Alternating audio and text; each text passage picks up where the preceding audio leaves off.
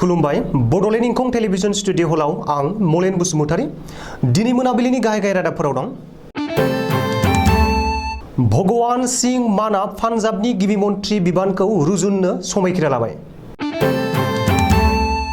8 नं दतमा बियाबनि दुम्बुरुगुरि प्राइमारियाव भिसिडिसि चेयारमेन मासिखौ लानानै इउपिपिएल दैदेनगिरिफोरनि गेजेराव एना-एनि सोमजिदों। गाहाय मन्त्रि नरेन्द्र मोदीआ दा काश्मीर फाइल सावथुनखौ बाख्नायदों आरो बयखौबो नायनो खावलायदों। कक्राझार डेइलि मार्केटआव अर नांजानाय गलादारफोरनो मावफुं सोद्रोमा गौतम दासआ रां अनसुंथाइ हैदों। धेमाजियाव सासे सुबुङा गावनि न'खौनो सावनानै लादों। साफागुरिनिफ्राय खैलामैलासिम थांनाय राजा लामाखौ थाबैनो फाहामनांगौ होननानै आमसुआ पिडब्लिउडि आरो जिल्ला बेंगिरिनो गोसोखां बिलाइ गथायदों। अलिम्पिकनि थाखाय साखाफारा होनो थाखाय आसाम सोरखारा लाभलिना आरो हिमानो रां होगोन। बयनिबो सिगाङाव फरायसुलिखौ साजा होनानै भट्टदेव मुलुगसोलोंसालिनि बिबुंगोराया साख्रि खोमानांदों। दानिया फैदो आबुं रादाबाव।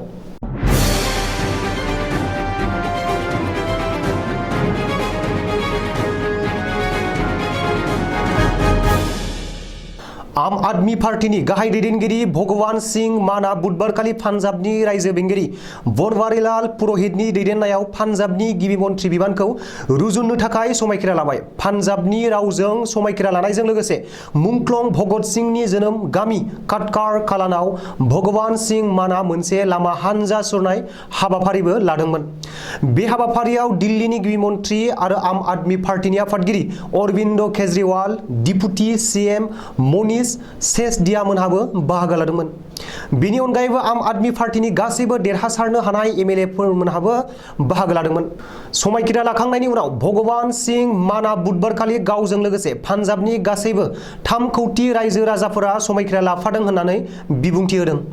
50 एकड़ हायाव खुंनाय बे सुबुं टुरनि गौमायाव आईजीपी एसएसपी रेंकनि पुलिस अफिसारफोरखौ लाफानानै गासै 8,000 निफ्राय 10,000 सिमहालागै रैखाथि हानजाखौ बाहायनाय जादों होननानै पान्जाब पुलिसनि सुलुङाव फोरमायदों।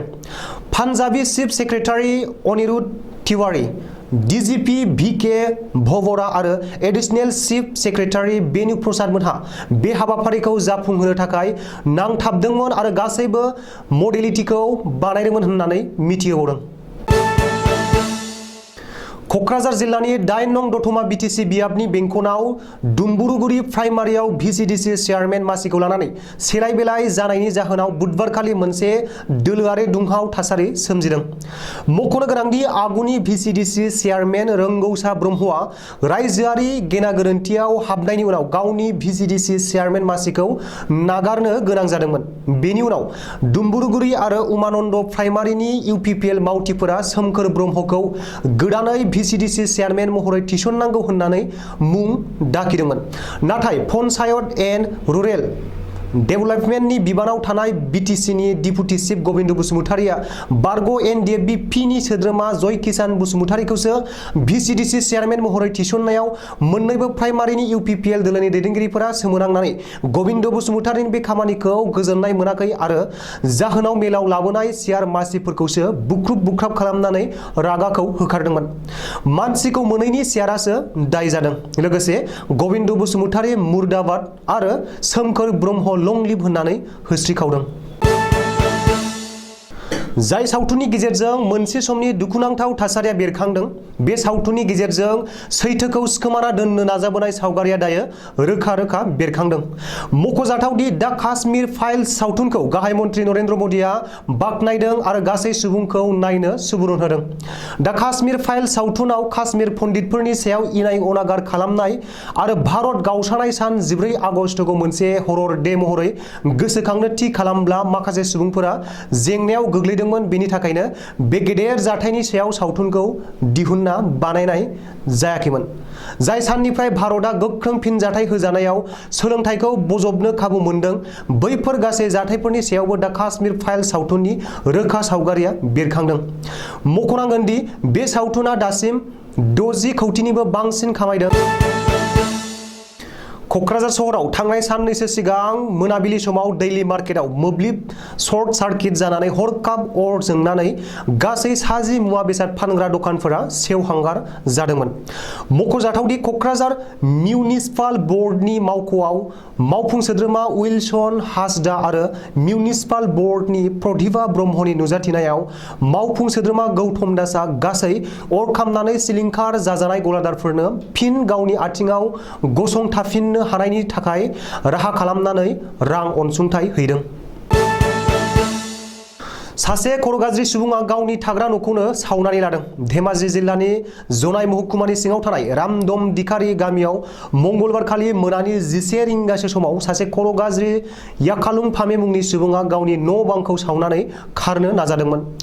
नाथाय खर' गाज्रि याखालुं फामेनि अर सावनायाव नसुंसेनि जहलाल फामे आरो बिनि खलिनि न' बां आरो गोनां लेखा बिलाइफोरा माइ माइरं रानग्रा जोबग्रा सि जोमा खामनानै सेवहांगार जालांदोंमोन।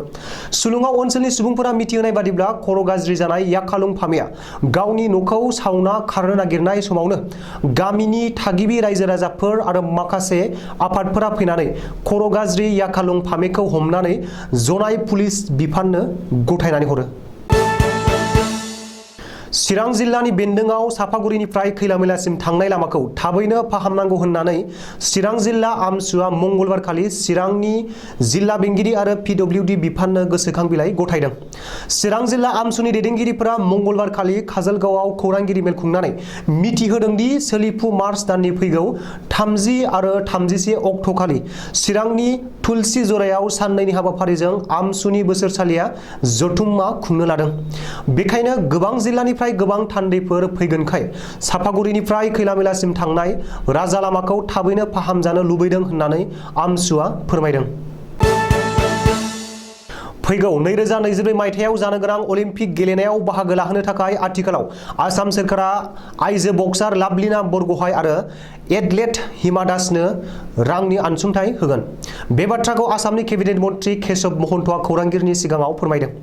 मन्त्रि महन्तआ बुंदों दि बक्सार लाभलिना बरग'हाइनो 2.5 लाख रां होगोन आरो हिमा दासनो 1 लाख रां होनाय जागोन। मख'नो गोनांदि देग्लाय बोसोराव चाइनायाव जानो गोनां एशियान गेमआव बाहागो लाहैनो थाखाय बक्सार लाभलिना बरग'हाइआ भारतनिफ्राय सायख'जादों। बेनि अनगायैबो हिमा दासआ बावैसो सिगाङाव त्रिबान्द्रमाव जालांनाय इन्डियान ग्रेन्ड प्रिक्स सेथियाव बाहागो लानानै नैथि मेडेलखौ मोननो हादोंमोन। पाठशालानि भट्टदेव मुलुगसोलोंसालिनि बिबुंगोरा जयश्री दासआ सासे फरायसुलिखौ बयनिबो सिगाङाव खोमा खेबहोनानै निमाहा बिहोनाय आरो लाजि फोनांखांनानैबो उनाव ससियेल मिडियायाव गावनो बै जाथायनि भिडिअखौ शेयार खालामनानै गावनि बिबुंगोरा साख्रिखौ खोमानो गोनां जादों। भट्टदेव मुलुगसोलोंसालिनि वाट्सएपआव ग्रुपआव फोरोंगिरि जयश्री दासआ गावनो आपल'ड खालामदोंमोन। बे भिडिअखौ सुखुयै माखासे फरायसाफोरा फरायसा खौसेथि आफादनि जोहै मुलुगसोलोंसालिनि कनफारेन्स हलाव मेल खुंनानै बै जाथायखौ सोंखारिनायजों लोगोसे फोरोंगिरि जयश्री दासनि हेंथायै थांखि दैखांनानै साख्रिनिफ्राय होखारहरनांगौ होननानै थांखि लानायबो जादोंमोन। उनाव बे थांखिखौ फरायसा खौसेथि आफादा भाइस चेन्सेलरनो हैनायनि उनाव भाइस चेन्सेलरआ गोख्रैनो फोरोंगिरि जयश्री दासखौ साख्रिनिफ्राय होखारनायनि बिथोन होदों। मख'नो गोनांदि फोरोंगिरि जयश्री दासआ भट्टदेव मुलुगसोलोंसालिनिफ्राय सासे कन्ट्रेक्चुएल फोरोंगिरिमोन। बेखायनो बिनि बेरेखायै एक्सन लानायाव भिसिनि थाखाय जेबो गोब्राब जायाखै। सुलुङाव फोरमायनाय बादिब्ला मोनफ्रोमबो बिथिङावनो फोरोंगिरि जयश्री दासआ जोबोर बांद्राय फरायसाफोरखौ सासन खालामोमोन। नाथाय बिनि बांद्राय सासन खालामनाया गावनि थाखाय खहासो लाबोबाय होननानै भट्टदेव मुलुगसोलोंसालिनि गोबाङानो बुंदों आरो मिथिहोदों। दिनैनि रादाबा एसेनोसै। गोजोन्थों।